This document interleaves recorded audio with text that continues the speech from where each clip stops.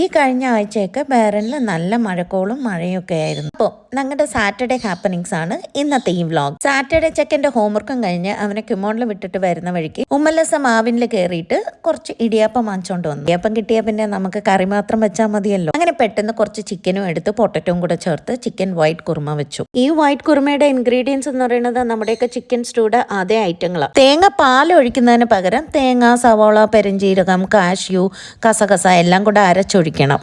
White kurma ആയതുകൊണ്ട് മഞ്ഞപ്പൊടിയൊന്നും ചേർക്കില്ല. പിറ്റേന്ന് Sunday working day ആയതുകൊണ്ട് നേരത്തെ തന്നെ ഡിന്നറൊക്കെ വൈൻഡപ്പ് ചെയ്തു. കഴിയുമ്പോഴായിരിക്കും ഞാനും കാണുന്നത് ചില സ്പൈസസ് തീർന്നത്. പിന്നെ അതൊക്കെ കുറച്ച് റീഫിൽ ചെയ്ത് മാറ്റി വെക്കും. കഴിക്കുന്ന സമയമാകുമ്പോൾ ഇടിയപ്പം ഒന്ന് റീഹീറ്റ് ചെയ്തെടുക്കും. പിന്നെ നമുക്ക് ഈ ഡൈനിങ് ടേബിൾ ഹാബിറ്റ്സ് ഒന്നും ഇല്ല കേട്ടോ. നമ്മളെല്ലാവരും ഹോളിലങ്ങ് ഒത്തൊരുമിച്ച് ഒരു സിനിമയൊക്കെ ഇട്ട് അങ്ങ് എൻജോയ് ചെയ്ത് കഴിക്കും. പിന്നെ നെക്സ്റ്റ് വീക്ക് ചേട്ടനും സിദ്ധുവിനും ഉള്ള യൂണിഫോം ഒക്കെ നനച്ച് തേഴ്സ്ഡേ തന്നെ വെക്കും. അപ്പം ആ സാറ്റർഡേ അല്ലെങ്കിൽ ഫ്രൈഡേ ചേട്ടൻ ആ ഒരാഴ്ചത്തേക്കുള്ള യൂണിഫോം പുള്ളിക്കും മോനും അയൺ ചെയ്തെടുക്കും.